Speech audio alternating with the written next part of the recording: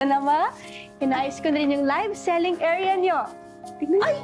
Wow, anak! Kaganda! Oh, may pailaw ka pa! Sus! At saka, pinalitan mo ang curtains ko. Opo, ma. Ganda, di ba? New Year. Juan kasi anak, fairy winkle yun eh. And ang fairy winkle, ang lucky color of the year. Kaya ayaw ko niyan. Palitan mo yan. Ibalik mo yon.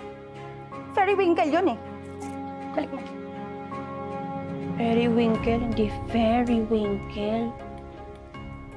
Charmel, bakit kasi sa park na tayo mag-aaral? Pwede naman sa bahay nyo. Doon may wifi. Tess, wag na dun. Maingay dun. Nagla-live selling si Mama, di ba? Ano pala nangyari? Surprise mo. Di ba, naglinis ako.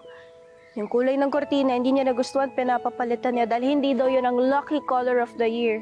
Mas napansin niya pa ngayon kaysa sa paglinis ko ng buong bahay.